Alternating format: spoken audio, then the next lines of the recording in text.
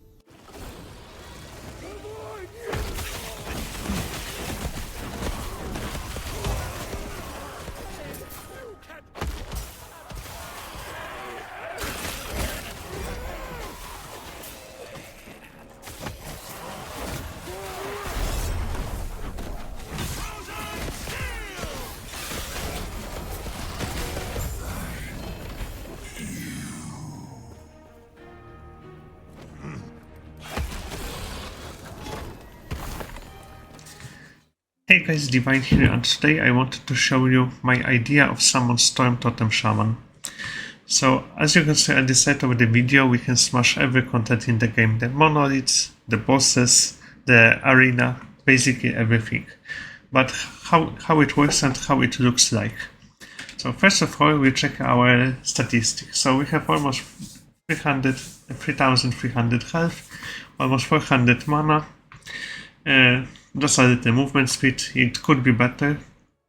In the resistance we have a full physical, full void, almost full necrotic, poison doesn't matter, and fire, lightning and cold. We don't have to keep them at 75% because of the shaman passive bonus. When we summon a totem, it's gonna give us 50% to our elemental resistance, so we're gonna keep them over 75% all the time. We also have 140% critical strike avoidance, and the minion tree is the most important. We have almost 600 increased minion damage, 750 in the lightning damage, and almost 600 for minion health. The minion health is not that much important, but I'm gonna tell you later why. So that's our characteristics. Let's check the passives now. So in the passive, in the primaries, we have 8 points in natural attunement, 1 in primal medicine, Hunter restoration for extra health, Wisdom of the Wild for minion spell damage, and Elder Branch for spell damage, and it's tripled while we're using an axe. So we have an axe, so it's a 15. The next tree is the Shaman tree.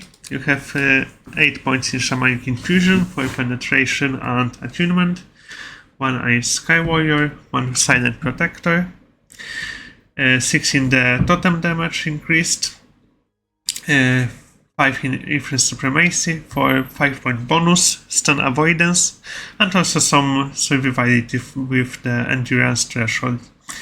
2 points in the Stormbringer, max points in the Avatar of Thunder for Shard Spell lightning damage, 10 points for minion lightning damage, Rune of Health for Shard Spell damage, Elemental Shines for extra mana regen, which is very important also, 1 in Hero's Path, Eternal Storm for the lightning damage and totem duration, 50%, it's also very important, and Gift of the Skies for cast speed 10%, and as you can see, the 5-point bonus is giving our totems frenzy for 3 seconds, so basically that's 20% the cast speed for our totems. And the last tree is the Druid tree. We go for some armor and endurance, health and mana, extra attunement, and minion and cast speed, the 15% for cast speed for our totems. So that's the passive tree. You're gonna see first our inventory. So in the blessings, the 2 most important things are the chance to shock on hit, increased minion damage, so that's 2, and the next one is critical strike avoidance. The rest you can put whatever you want, what you need. So let's check our items. The helmet is giving us summon star totem +3 spell damage for totems and also have a void resist. The amulet is giving for our minions damage health and health for us. Some elemental resistance you can swap, for example, for necrotic resistance or the poison if you need it. The body, cast speed for totems. The cast speed is the most important thing that we are looking for the totems. Not spell damage, just the cast speed. We have the belt for increased minion damage, health, and also a lot of health to us. Rings for the health, attunement, minion damage, both of them. Gloves for minion health, minion damage, critical stack avoidance, extra health. And the boots. The boots are the most important, so we are looking for two things. Minions teleported around you. You have to have at least 5 minions teleported around you. That's what we are looking for. And increased cooldown recovery speed. I'm gonna explain later why. And our uniques are Tempest Math. It's not necessary, but I had a 3 legendary potential, so I infused with the minion spell damage, both of them. But you can, if you don't have, for example, that one, you can just use any axe, for example, that one with minion spell damage, both suffixes. And also is giving increased movement speed. Next thing is the shield. So, why this shield?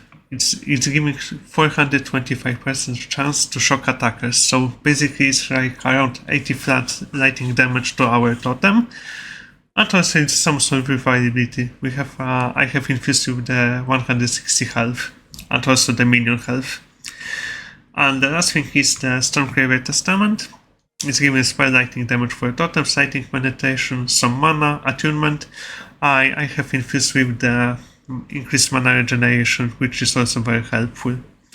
The idols we have for health and minion spell damage.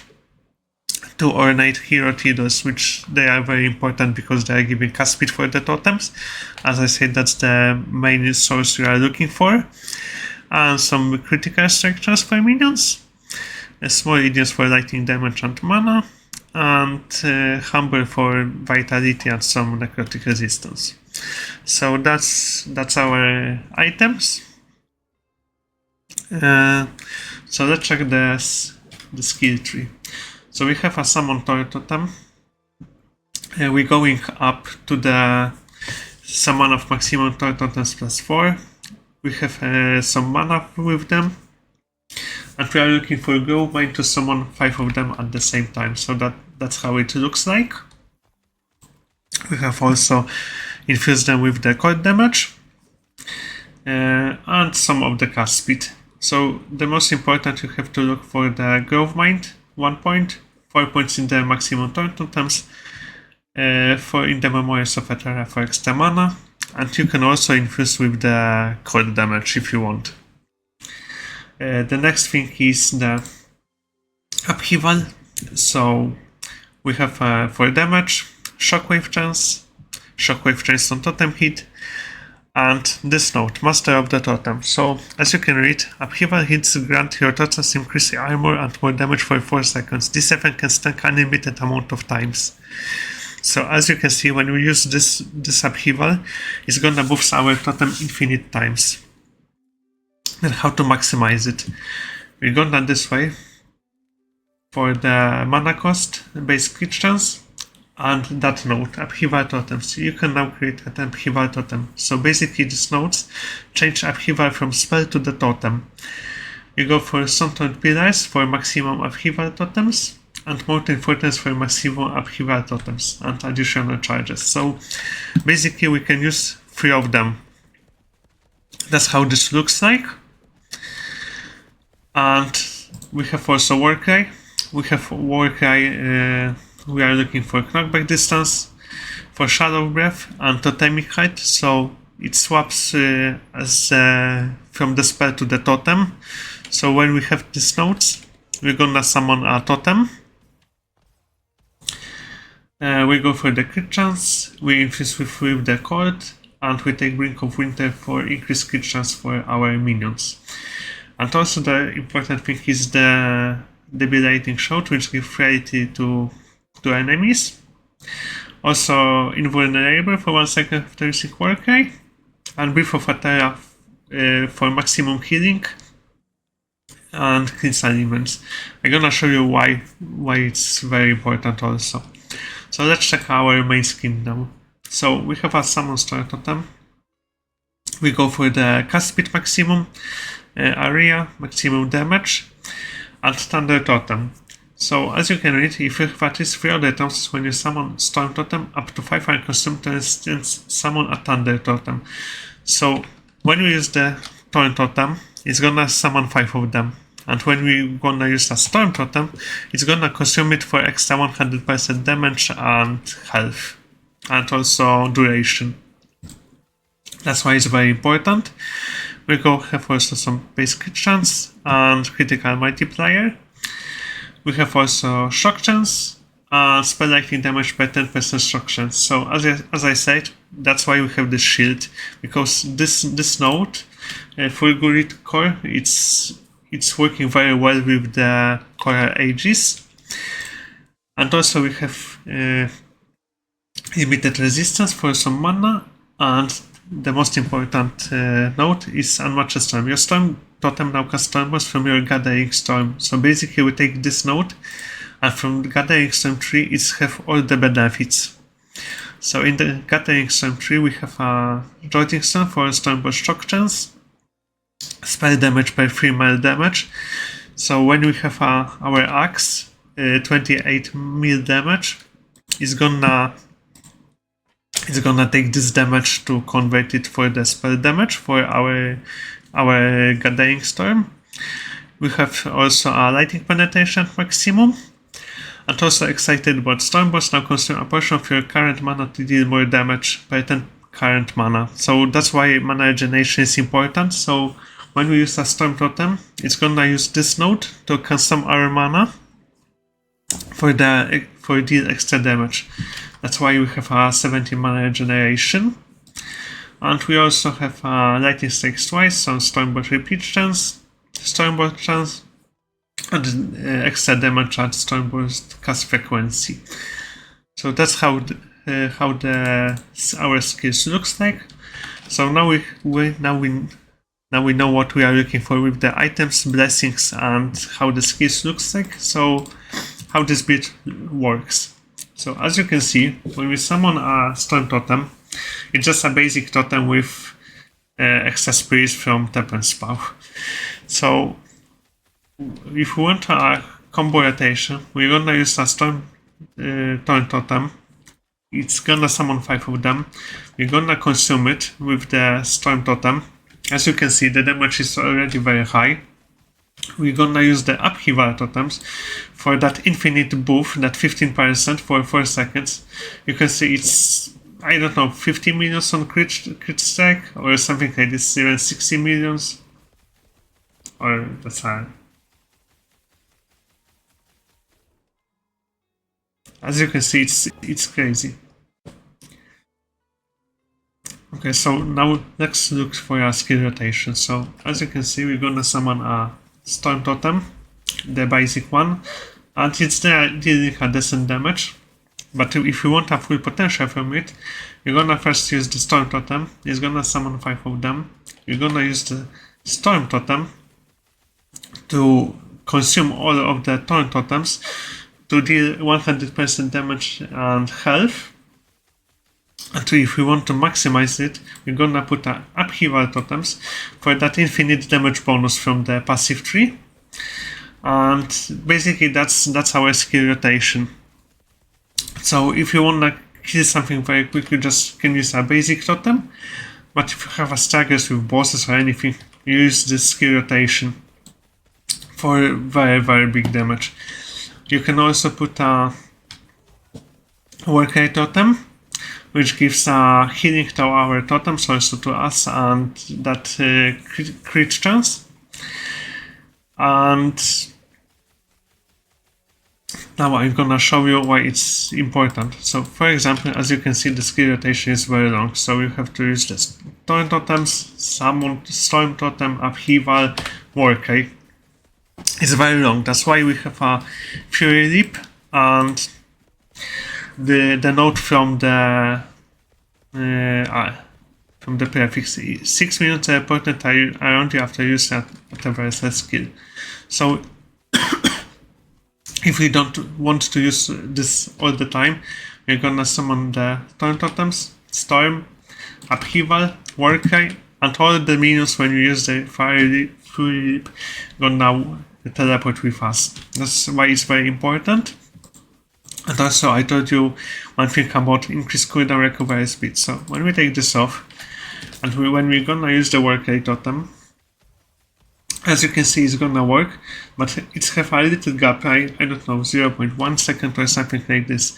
If you want to keep it all the time, we need at least around, I think, 10% cooldown recovery speed to keep it alive for the time. See the difference? We can spam this warcry all the time, it's possible. That's why it's very important. So as I said, the boosts are the most important things. You are looking for at least 5 minions teleported around you and the increased cooldown recovery speed. So that's how this build looks like. And I hope you're gonna enjoy it. It's, as I said, you can smash everything with this. The mono, its bosses, Abberoth, everything. And I hope you enjoy it and good luck in your game. That's it. I'm leaving you with the Abberoth fight and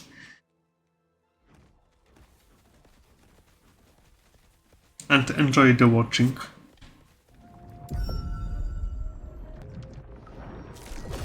The altar of oblivion. So, you finally returned to me, and with a guest. But first, prove yourselves worthy. Enough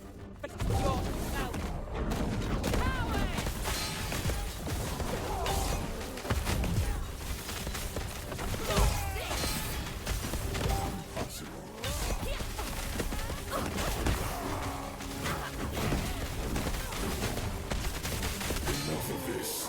Harbingers, entertain my dear sister for a moment. Don't worry about me! Such wasted potential. Oral Bliss would have welcomed you.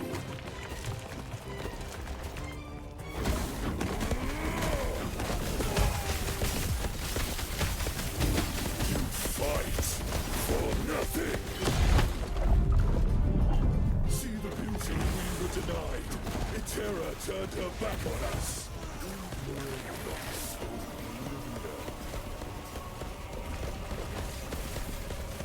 We treated the world no better. Death is our legacy. The world called to Oribis. This is his answer. The void comes. Hope will not settle. What? No!